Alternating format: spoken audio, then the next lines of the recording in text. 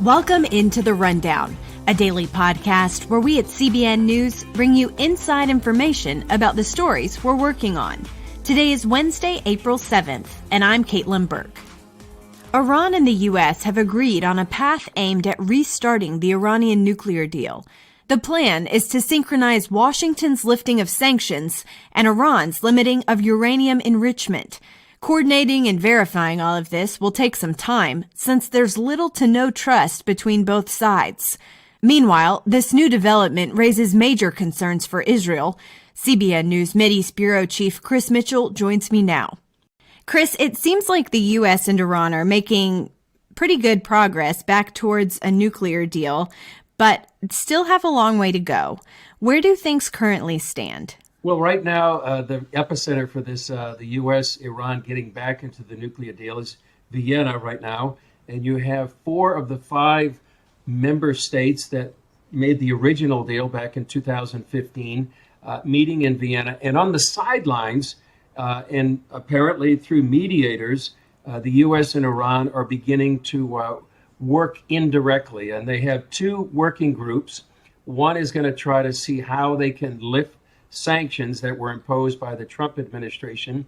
And the other one is going to work on what Iran can do to limit their enrichment of uranium. It almost seems like this diplomatic dance that's going on right now. And you get the feeling they both want to dance with one another, but they don't want to appear too eager, on either side. And they don't want, I think, appear eager to the rest of the world. Iran is saying, they don't want to restart the deals unless sanctions are lifted. And the U.S. is saying, well, we want you to stop Iran enriching uranium, especially more than 20%, before we lift the sanctions. So there's a dance going on right now. And I guess it may be appropriate that it's in Vienna, where waltzes are such a big deal historically, that they're performing this diplomatic dance. Now, Israel has been warning against re-entering the agreement with Iran. How come? Well, they see the Iranian nuclear deal that was agreed to in 2015 as flawed. And they say it not only doesn't prevent Iran from getting a nuclear weapon, but it actually paves the way for Iran to get a nuclear arsenal, in fact. And the reason they say that is, first of all, the deal had sunset clauses, meaning, after in 2025, for example, some of these restrictions are lifted. So Iran could pursue perhaps increased uranium enrichment. The other thing is that it didn't deal with ballistic missiles, which can be the delivery system for a nuclear weapon. There were some sites that were unavailable for inspection, particularly some of the military sites. So those reasons and more are all the things that Israel was pointing to and saying, listen, this deal is flawed, and it really just sort of appeases Iran. And what it also did was it freed up billions of dollars in frozen assets to Iran to be able to pursue exporting the Islamic Revolution and supporting terror groups throughout the region, like Hezbollah in Lebanon, the Houthis in Yemen, the Iranian militias in Iraq and Syria. And so for these reasons and many more, Israel is very concerned about the U.S. and Iran re-entering the nuclear deal. Sanctions relief would give an economic lifeline to Iran that really has been very, very affected and impacted by the sanctions put on by the Trump administration. And here in Israel, they're looking at the Biden administration and say, well, this is going back to 2015, back to the future, so to speak, and they're very, very alarmed. It seems like, despite the warnings from Israel, the U.S. is pretty set on moving forward and figuring out a way to get back into the agreement with Iran. How is Israel preparing for that? Well, something that they've been saying quite publicly, which is a sign of maybe how much they're alarmed, is that they're saying they have military operational plans if necessary, to take out Iran's nuclear program. First of all, the IDF Chief of Staff, Aviv Kohavi, said that several weeks ago after the inauguration of President Biden. And then Benny Gantz, who's currently the defense minister, said pretty much the same thing. And he actually pointed out they have targets already selected. And if you realize that the Iranian nuclear program has been going on for many years, you know that the IDF, just using common sense, has picked out targets over the years to be able to take out militarily Iran's nuclear facilities. It would be very difficult, but they have some of the armaments, some of the weapons to do that. For example, the American-made F-35, the stealth fighter. They have long-range equipped F-16s and F-15s. They have tankers to refuel in the air. And now with the Abraham Accords, likely they have allies in Saudi Arabia, the UAE, Bahrain, that also see Iran as a mortal threat. Perhaps they could use that airspace as well. Okay. So I know you were at the border recently speaking to some of the people on the front lines. Why do they say that Lebanon is so important when it comes to Iranian aggression against Israel?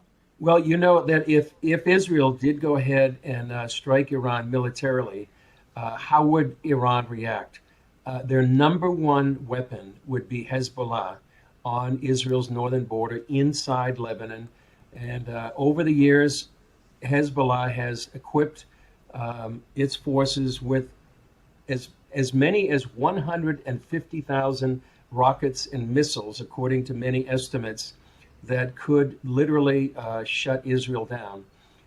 Some of these missiles are precision guided, unlike what happened about 14 years ago during the Second Lebanon War in 2006. So they could strike military targets, civilian targets with great accuracy. And just to remind you, back in those listening, in 2006, the Second Lebanon War, Hezbollah fired almost 4,000 rockets and missiles into northern Israel that basically paralyzed that part of the Jewish state. About 1 million people either fled to the south or went into bomb shelters. So now with as many more, perhaps as 10 times those missiles and rockets, that could be devastating to Israel.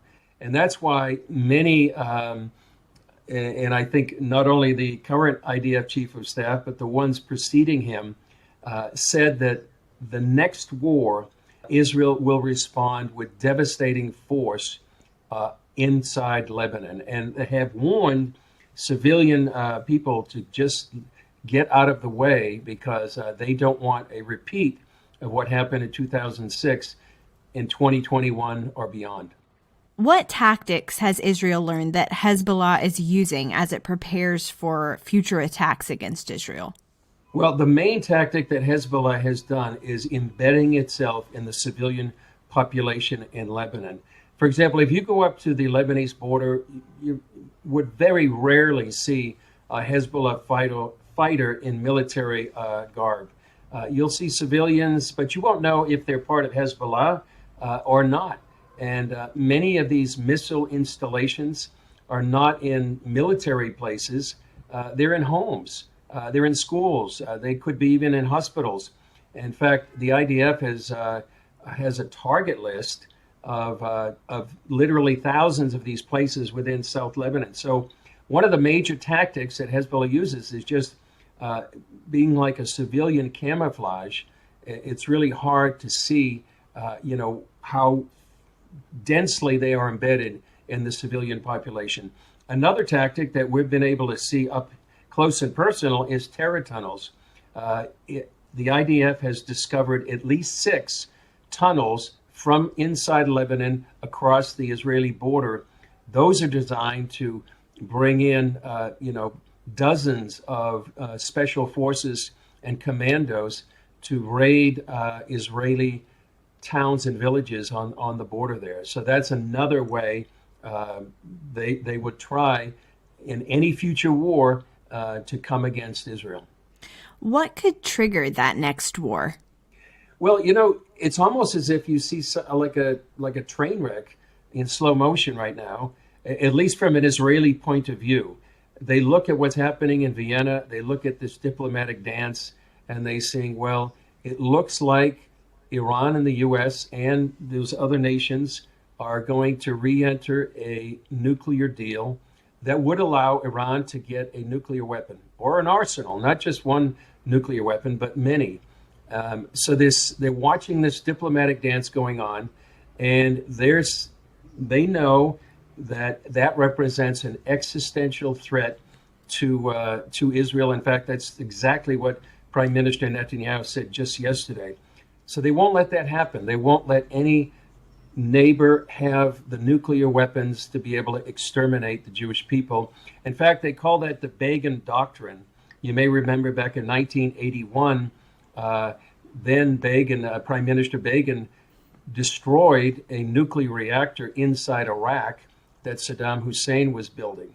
And then in 2007, then Prime Minister Ehud Olmert destroyed a Syrian nuclear reactor that they both prime ministers saw those as, mortal threats to the Jewish state. So Israel won't let that happen again. So we're seeing, this scenario unfolding diplomatically, but also as Israel looks at it, they know they may have to respond militarily, and that will set off likely a Hezbollah reaction. And we just don't know exactly how far that could go. It could be a regional war, could even expand further. So it's a very important time to be praying for the peace of Jerusalem. Yes. Well, has Israel given any hints at how they would make sure that any war to come is perhaps the last one? Well, that's an interesting question. We were up on the border, and one of the things that we talked to an IDF commander of one of the IDF bases up there, and that's exactly what he said, that this wouldn't be the third Lebanon war, it would be the last. And so Israel is giving signals that they won't try to get just a stalemate, that they would really come against Hezbollah within Lebanon, and in such a massive show of force that it would be the last war, especially with Hezbollah. All right. Well, Chris, anything else on the topic that you feel like is important to mention? Well, I think it's very important for Americans to realize what is at stake. It may sound nice to be able to go and try to solve this issue diplomatically, but it's important to remember that Iran has stated publicly for about 40 years, more than 40 years since the Islamic Revolution in 1979, that Israel is the little Satan, the U.S. is the great Satan, and in appeasement of this regime, historically, I think a lot of people would argue,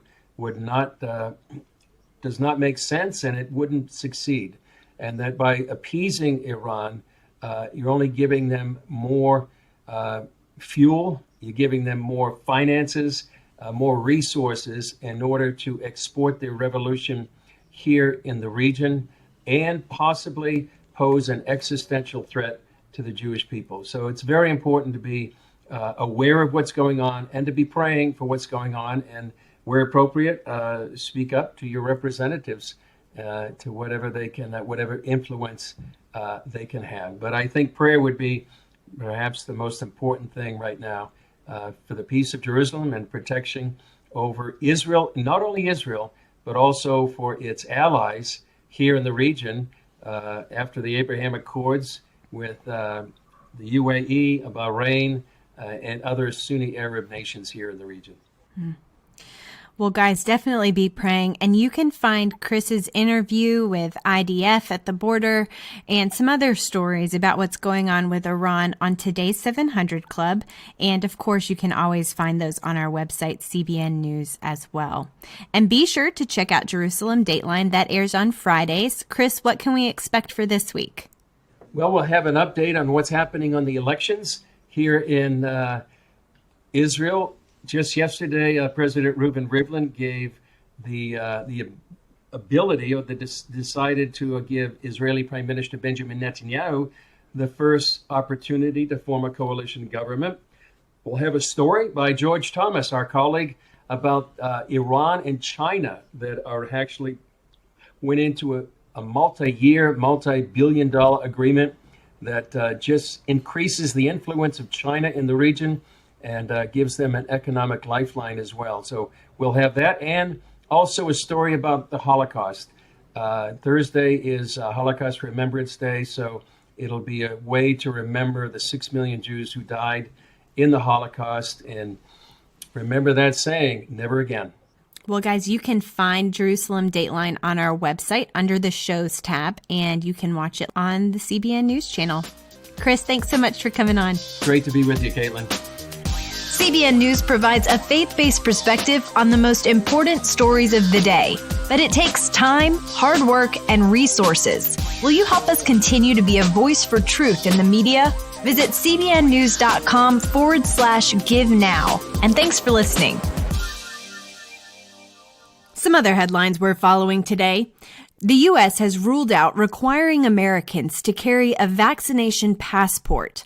The Biden administration saying citizens' privacy rights should be protected, and that it does not support any system that requires Americans to carry credentials. And the San Francisco School Board is rescinding its decision to rename several schools. In January, board members voted to rename 44 schools named for historical figures linked to racism, sexism, slavery, and other injustices, including Abraham Lincoln, George Washington, Thomas Jefferson, and Paul Revere. Critics say the board relied on inaccurate research in some of its decisions. Others say getting children back into the classrooms should be the first priority. The matter isn't over, as the board says it will revisit the issue once students are back in school. That's all for now, but if you're enjoying the CBN News Daily Rundown, be sure to check out the CBN News app. As certain voices are censored and free speech platforms are shut down, downloading it will ensure you keep receiving news from a Christian perspective.